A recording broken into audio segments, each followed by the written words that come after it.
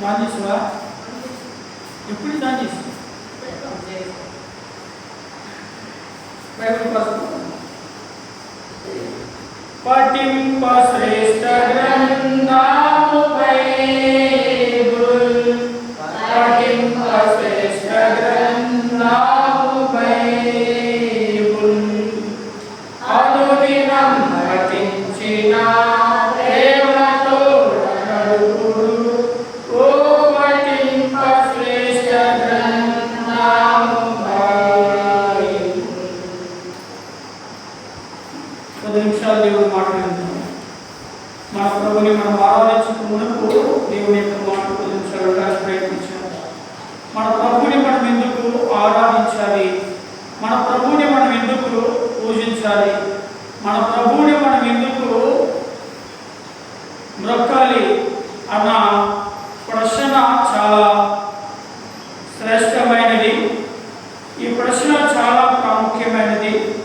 ఈ ప్రశ్నకు సమాధానం తెలుసుకోలేకపోతే మన ప్రభుని మనం ఆరాధించలేము, పూజించలేము, దొరకలేము. కనుక రోజు మన ప్రభుని మనం ఆరాధించే ముందు ఎందుకు ఆయన్ను ఆరాధించాలి అన్న ప్రశ్నకు బైబిల్ ఆధారంగా జవాబులు వెతకడానికి ప్రయత్నించారు. రండి, బైబిల్ గ్రంథంలో నుంచి విలాప వాక్యములు 3వ అధ్యాయం, విలాప వాక్యములు 3వ అధ్యాయం 23వ వచనాన్ని చదువుకుంటాం. అనుదినము నూతనముగా ఆయనకు ఆశ్చర్యత పుట్టుచున్నది, నీవు ఎంతైనా నమ్మదగిన వాడు. దేవుడు లేఖన భావనను దీవించుగాక. ఆమేన్. చిన్న ప్రార్థన చేసుకుంటాం.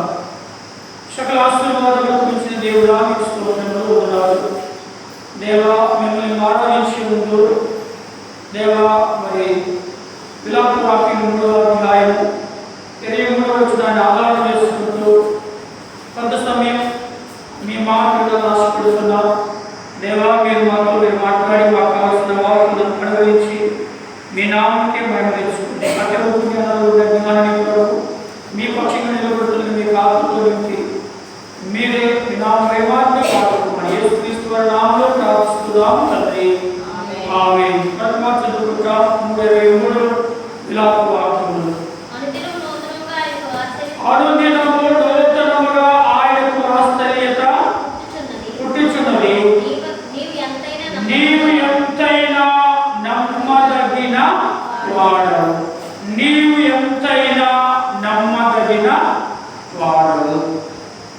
ఈ మాట మనం ఆధారం చేసుకుంటూ కొంత సమయం దేవుడు మాట్లాడుకుందాం. మన ప్రభుని మనం ఎందుకు ఆరాధించాలి? మన ప్రభుని మనం ఎందుకు పూజించాలి? మన ప్రభుని మనం ఎందుకు మొక్కాలి? మన ప్రభుని ఆరాధించడానికి, పూజించడానికి, మొక్కడానికి గల కారణం ఏంటి, హేతు ఏంటి అని ఆలోచన చేస్తే మన ప్రభువు నమ్మదగిన వాడు. ఎంతైనా, ఎవరైనా ఎంతైనా నమ్మదగిన వాడు. ఆయన ఎంతైనా, ఎంతటికైనా నమ్మదగిన వాడు. మరి మనమెవరిని? ఆయన నమ్మదగిన వాడు కనుక మనం ఆయన ఆరాధిస్తుంటున్నాం, మంచిది. మరి మనమెవరిని? రండి, తిమోతికి రాసిన పత్రిక 2వ పత్రిక 2వ అధ్యాయము 13వ వచనం చదువుకుందాం. 2వ తిమోతి 2వ అధ్యాయం 13వ వచనం.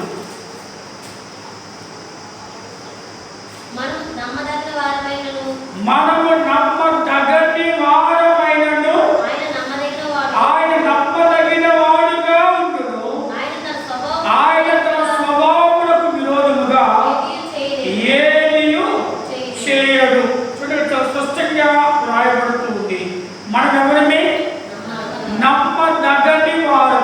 కానీ మన ప్రభు ఎవరు? నమ్మదగిన వాడు. మన ప్రభువు ఎంతైనా నమ్మదగిన వాడు. మనం మాత్రము నమ్మదగని వారు. నమ్మదగని వారు అయినను మనము. మన ప్రభు అయితే ఎంతైనా, ఎవరైనా నమ్మదగిన వాడు. కనుక మనం ఆయనకి ఏం చేయాలి? ఆరాధన చేయాలి. నమ్మదగిన వాడు మన ప్రభు. అందుకు మనం ఆయన ఆరాధించాలి.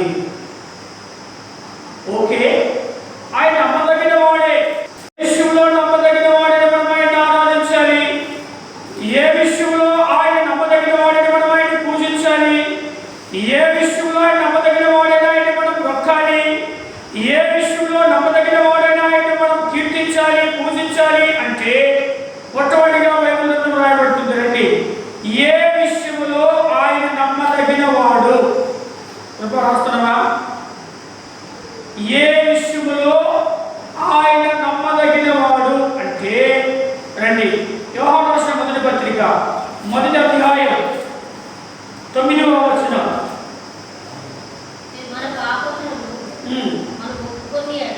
మన పాపములను మనం ఒప్పుకొని ఎడల ఆయన నమ్మదగిన వాడును నీతిమంతుడు గనుక ఆయన మన పాపములను క్షమించి సమస్త దుర్నీతి నుండి మనం పవిత్రులుగా చక్కగా మనం చూడండి.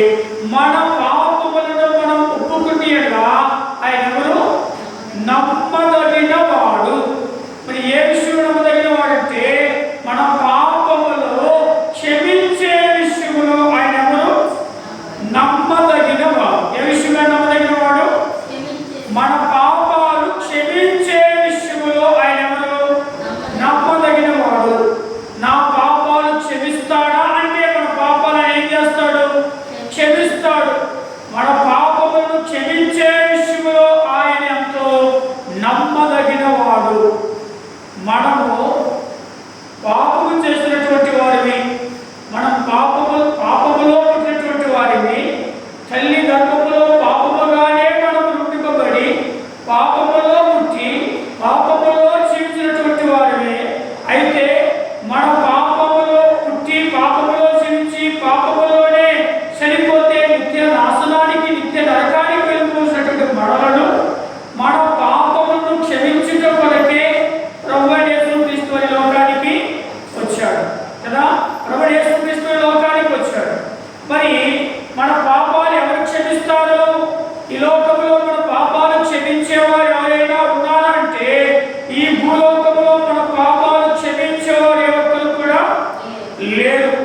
గొప్ప గొప్ప వాళ్ళు, మహామహులు, మహాగదులు, లేకపోతే మరి ఉన్నతమైన వాళ్ళు ఉన్నారు, కానీ పాపాలు క్షమించేవారు అంటూ ఎవరు కూడా లేరు. ఎందుకు లేదంటే ఈ భూ ప్రపంచంలో ఉన్న ప్రతి మానవుడు కూడా, ప్రతి వ్యక్తి కూడా పాపాత్ముడే.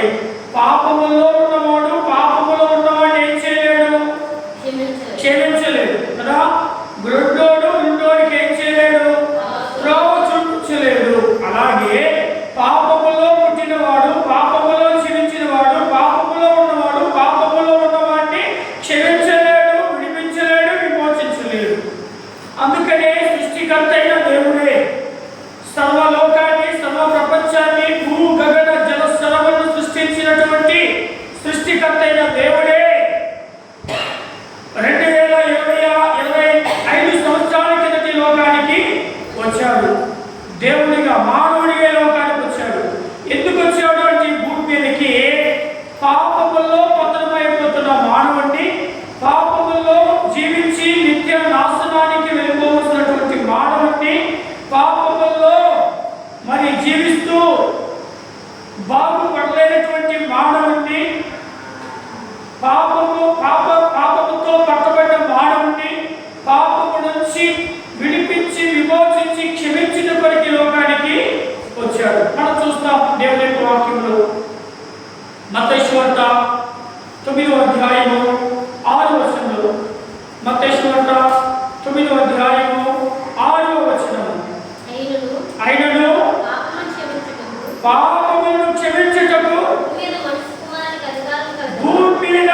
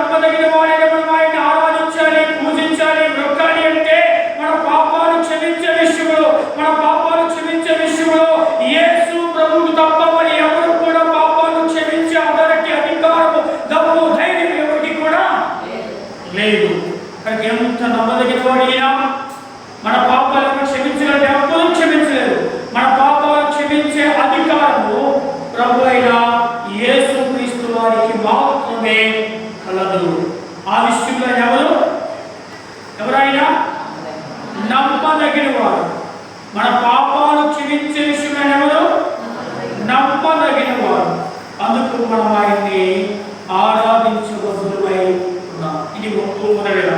రెండవ విషయాలు చూద్దాం రండి. రెండవదిగా ఏ విషయంలో ఆయన నమ్మదగిన వాడు అంటే ఒకటి పాపాలు క్షమించే విషయంలో. రెండు దేవుడి యొక్క వాక్యం నుంచి మనం చూస్తే ఏ విషయంలో ఆయన నమ్మదగిన వాడు అంటే కొరింథీయులకు రాసిన మొదటి పత్రిక మొదటి అధ్యాయం రండి 9వ వచనం. మన ప్రభు అయిన యేసుక్రీస్తు అను తన కుమారుని సహవాసమునకు మిమ్మును పిలిచిన దేవుడు నమ్మదగిన వాడు. రెండవదిగా తన కుమారుని సహవాసమునకు మిమ్మల్ని పిలిచిన దేవుడు నమ్మదగిన వాడు. ఏ విషయం నమ్మదగిన వాడు? రెండవదిగా సహవాసం చేసే విషయంలో ఆయన ఎవరు? నమ్మదగిన వాడు. సహవాసం చేయడానికి ఆయన ఎవరు? మనమెవరండి? సహవాసం చేయడానికి ఆయన ఎవరు? మనమెవరండి? మనం మానవులవి, ఆయన ఎవరు? దేవుడు. మనం పాపులవి, ఆయన ఎవరు? పరిశుద్ధుడు. మనం అనీతిమంతుడివి, ఆయన ఎవరు? నీతిమంతుడు. మనము భూసంబంధమైన వాడు, ఆయన ఎవరు? పరసంబంధమైన వాడు. ఇంకా అలా చూసుకుంటూ పోతే మనం చెడిపోయిన వాడివే, ఆయన ఎవరు? మంచి కదా. అలాంటి నీతిమంతుడైన దేవుడు అనీతిమంతుడైన మానవునితో, అలాంటి పరిశుద్ధుడైన దేవుడు పాపాత్ముడైన మానవునితో, అలాంటి ఉన్నతమైన దేవుడు ఈ యొక్క భూసంబంధమైన మానవునితో, చెడిపోయిన మానవునితో సహవాసము చేయటానికి ఆయన ఎవరు? సహవాసం చేయడానికి వచ్చాడు. ఆ దేవుడు ఎవరు అంటే నమ్మదగిన దేవుడు. ఆయన ఎవరు? నమ్మదగిన దేవుడు. ఏ విషయంలో? సహవాసం చేసే విషయంలో ఆయన లాంటి నమ్మదగిన దేవుడి భూమి మీద ఒకరు కూడా లేరు అన్న విషయాన్ని మనము ఆలోచన చేయాలి.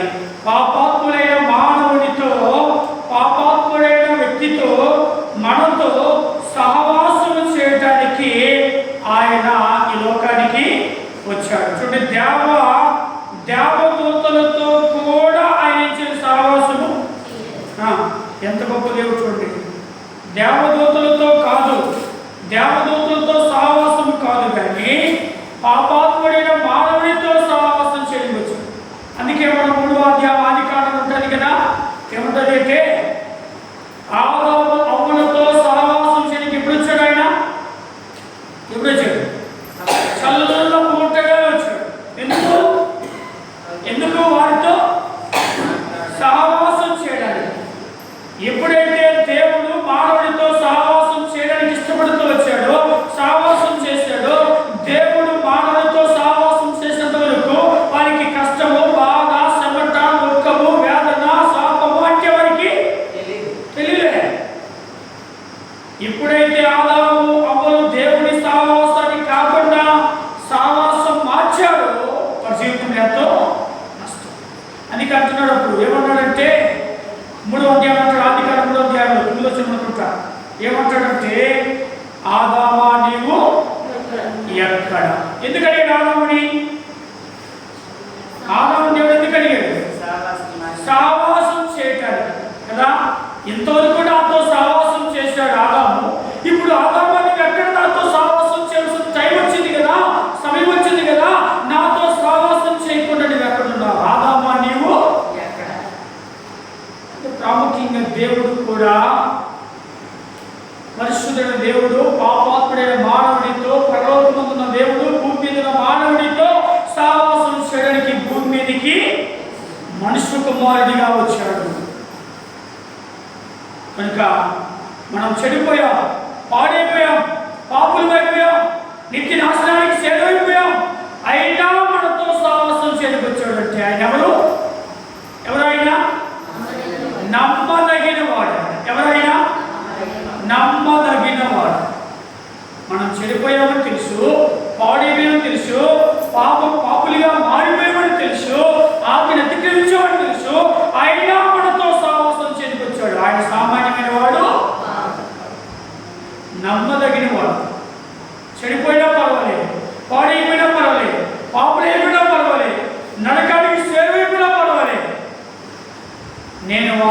సహవాసము శాస్త్రాన్ని చెప్పి కల్పించాడు, మనతో సహవాసం చేశాడు. మన పాపానికి బదులుగా ఆయన ఏం చేశాడంటే శిక్షను వహించాడు. కారణం ఏంటి? మన సహవాసం. ఓకే, రెండవదిగా మూడో విషయాన్ని జ్ఞాపకం చేస్తాడు. మన దేవుడు మనం ఎందుకు ఆరాధించాలి? ఆయన ఎవరు? నమ్మదగిన వాడు. అందుకు మనం ఆయనకి ఏం చేయాలి? ఆరాధించాలి. ఏ ఏ విషయం నమ్మదగిన వాడు ఆయన? ఒకటి కృప, పాపములను క్షమించే విషయంలో ఆయన ఎవరు? నమ్మదగిన వాడు. ఏ విషయంలో? మన పాపములను క్షమించే విషయంలో నమ్మదగిన వాడు. రెండవ దీపం చెప్పు, ఏ విషయం నమ్మదగిన వాడు?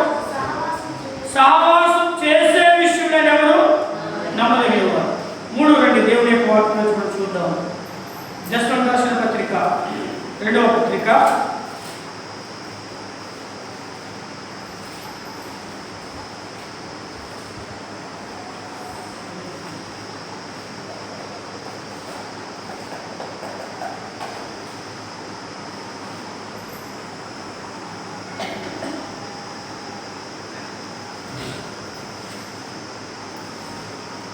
మూడవ అధ్యాయము, మూడవ వచనం. అయితే ప్రభువు నమ్మదగిన వాడు, ఆయన మిమ్మల్ని స్థిరపరచి దుష్టత్వము నుండి కాపాడును. కింద పుట్టోట్లో మూడేసేముంది? దుష్టుని నుండి. అంటే మూడవ టైటిల్ ఏంటి అంటే, మూడవ టైటిల్ ఏమైనా పెట్టుకోవచ్చు అంటే దుష్టుని నుండి తప్పించే విషయంలో ఆయన ఎవరు? నమ్మదగిన వాడు. దుష్టుని నుండి అని కింద పుట్టినట్లు చూస్తుంటే దుష్టత్వము నుండి, దుష్టుని నుండి తప్పించే విషయంలో ఆయన ఎవరు? నమ్మదగిన వాడు. దుష్టుని నుండి తప్పించే విషయంలో, కాపాడే విషయంలో మన ప్రభు ఎంతో నమ్మదగిన వాడు. అందుకు మనం ఆయనకి ఏం చేయాలి? ఆరాధన చేయాలి. దుష్టుడి నుండి కాపాడే విషయంలో మన ప్రభు ఎంతో నమ్మదగిన వాడు. దుష్టుడు ఎలా ఉన్నాడు? సాతానుడు ఎలా ఉన్నాడు? అపవాది ఎలా ఉన్నాడు? ఎవరు దొరుకుతారా అదే చేస్తాడు కదా. దుష్టుడు ఎవరు దొరుకుతాడా, నేను వాడిని మింగేస్తానా అని చూస్తున్నాడు. అయితే దుష్టుల నుండి కాపాడే విషయంలో మన ప్రభు ఎవరు? అందుకేముందంటే కీర్తన గ్రంథం ఏముంటుంది? 121 కీర్తన 3 మనం చూస్తే 121 కీర్తన ప్రభు రాస్తున్నావా?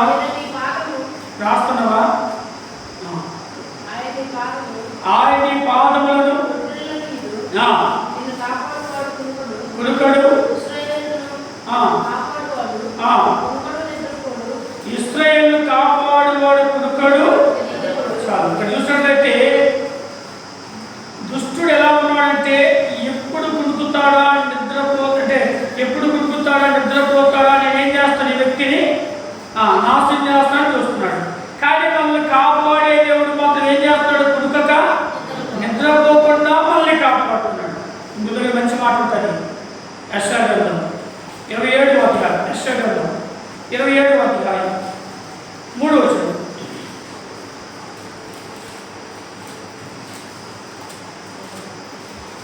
యెషయా 27:3. యెహోవా అను నేను దాన్ని కాపు చేయుచున్నాను, ప్రతి నిమిషమున నేను దానికి నీరు కట్టుచున్నాను, ఎవరు దాని మీద రాకున్నట్లు దివారాత్రులు దానిని. చూడండి ఎలా కాపాడుతున్నాడు? ప్రతి నిమిషం నీరు కట్టి దివారాత్రులు మళ్ళీ ఏం చేస్తాడు ఆయన? ఎందుకు? దుష్టుడు వచ్చి మనలను నాశనము చేయడు కనుక దుష్టుని నుండి తప్పించే విషయంలో, కాపాడే విషయంలో ప్రభు ఎవరు? ఆయన ఏమైనా కళ్ళు మూసాడు అనుకోండి, మనమేమైపోయి దుష్టుని చేతిలోకి, దుష్టుడు వెంటనే ఏం చేస్తాడు? మనం పట్టుకొని మింగేస్తాడు. అంతే, పట్టుకొని మింగేయడమే. కనుక దుష్టుని చేతులు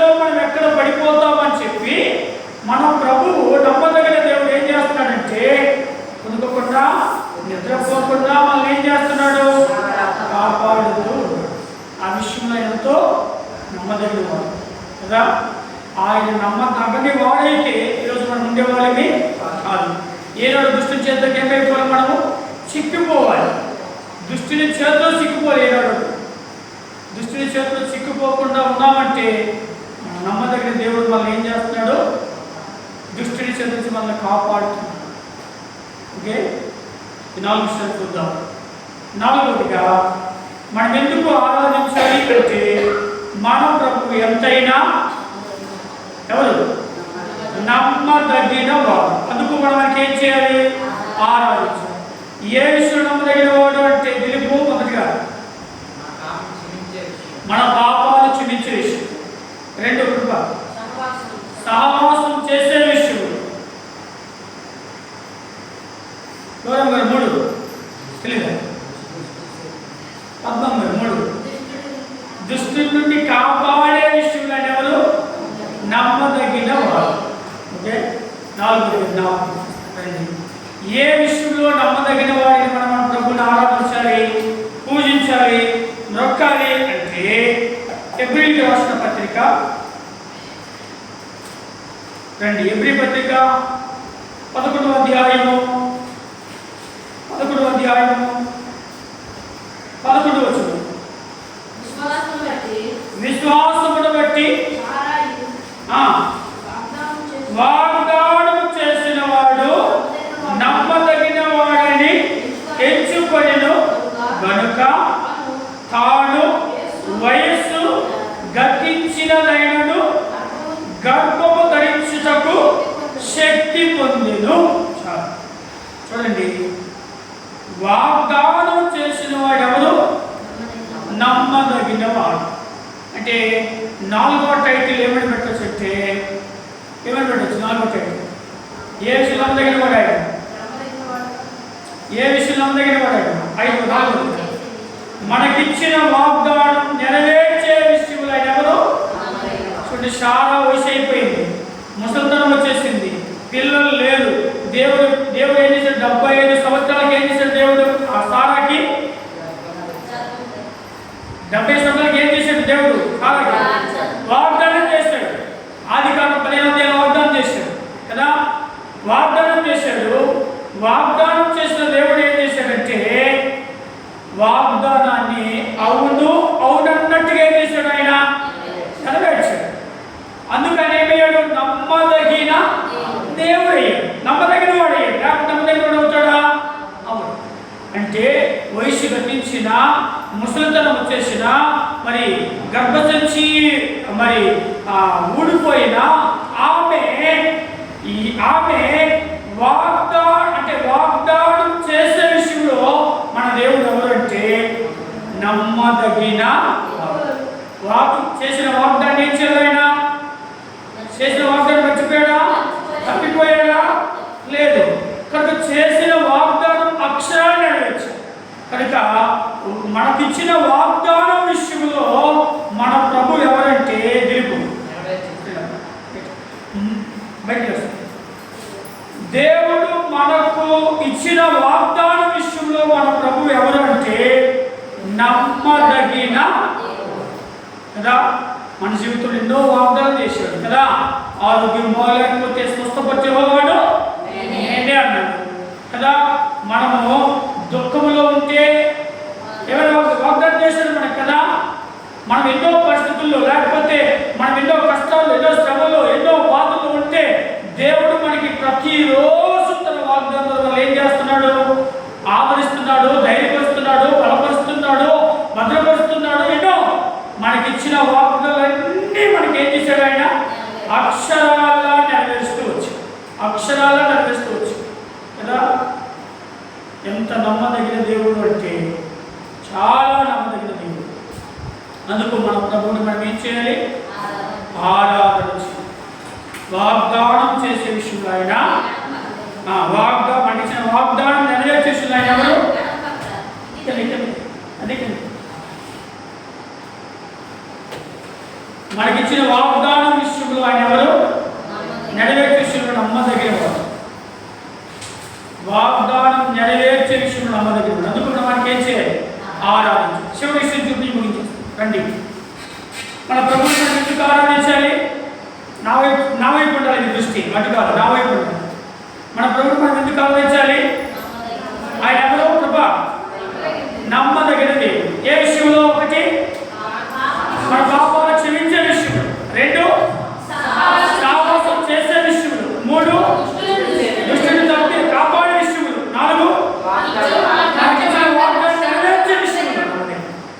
చివరిగా చూసి ముగిద్దాం. ఏ విషయంలో మన ప్రభువు నమ్మదగిన వాడని మన ప్రభువుని మనము ఆరాధించాలి అంటే రండి, దేవుని యొక్క వాక్యం చూసినట్లయితే తెలుగు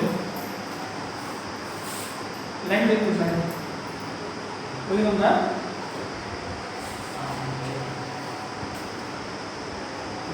చదువులే చదువుతుంది. శివగా రండి, కొరింథీయులకు రాసిన పత్రిక, మొదటి కొరింథీ పత్రిక 10వ అధ్యాయము 13వ వచనం. మొదటి కొరింథీ 10:13. 10:13 మొదటి కొరింథీ పత్రిక. సాధారణముగా మనుషులకు కలుగు శోధన తప్ప మరి ఏది మీకు సంభవింపలేదు. దేవుడు నమ్మదగిన వాడు, మీరు సహింపగలిగినంత కంటే ఎక్కువగా శోధింపబడినడు. అంతేకాదు సహింపగలుగుటకు ఆయన శోధనతో కూడా తప్పించుకునే మార్గము చాలు. దీనికి ఏమి టైటిల్ పెట్టచ్చు? ఏ విషయం తగిన వాడంటే ఇక్కడ ఏమి టైటిల్ పెట్టచ్చు? శోధనలో నుండి తప్పించే విషయం ఎవరన్నా దేవుడు. ఎన్నో శోధనలు కదా, ఎన్నో సాధకుడు ద్వారా ఎన్నో శోధనలు. ఒకటి తప్పించుకుని ఇంకోటి ఈ శోధనలన్నింటిలో మన ప్రభు ఏం చేస్తున్నాడు? అంత నమ్మదగిన వాడు. ఒకటా, రెండా, మూడా, ఎన్నో వాటన్నిటి నుంచి మన ప్రభు ఏం చేస్తున్నాడు? ప్రభు తప్పిస్తూ ఉన్నాడు, తప్పించుకునే మార్గాన్ని కలిగిస్తున్నాడు. ఆ విషయంలో ఆయన నమ్మదగిన వాడు. అయితే మనం ఉండేవాళ్ళమే కనుక మన శోధనలో తప్పించే విషయంలో మన ప్రభు ఎవరు? నమ్మదగిన. అందుకు మనం ఆయనకి ఏం చేయాలి? ఆరాధించాలి. అందుకే ఒక మాట మనం చూస్తూ ఉంటాం. మరి దేవుడి యొక్క వాక్యంలో మరణము తప్పించుట యెహోవా వశమున ఉంటుంది. తర్వాత శోధనను తప్పించుట దేవుడి వశమే. ఆ తర్వాత మనం చూసినట్లయితే సాతాను యొక్క పన్నాగముల నుండి, సాతాను యొక్క కార్యం నుండి తప్పించే విషయంలో మన ప్రభు ఎవరు అంటే నమ్మదగినవాడు. అందుకు మనం మనకి ఏం చేయాలి? ఆరాధించాలి. ఎన్ని విషయాలు చూసాం? 5. మన ప్రభుని మనం ఎందుకు ఆరాధించాలి? మన ప్రభు నమ్మదగినవాడు. ఏ విషయంలో? పాపాలు క్షమించే విషయంలో. 2, సాహసం చేసే విషయంలో. 3, దుష్టుని తప్పించే విషయంలో. 4, మనకి ఇచ్చిన వాగ్దానం నెరవేర్చే విషయంలో. 5, శోధన తప్పించే విషయంలో ఆయన ఎవరు? అందుకు మనం మన ప్రభుని ఏం చేయాలి? అందుకు మన ప్రభు ఎవరు? ఒక్క నమ్మదగిన వాడేనా? ఏం చదువుకున్న వాటి నువ్వు ఎంతైనా ఆయన ఎంతైనా మన ప్రభు ఎవరు? అందుకు మనం మనకి ఏం చేయాలి? మోకరిద్దాం, రండి, ప్రార్థన చేసుకున్నాము.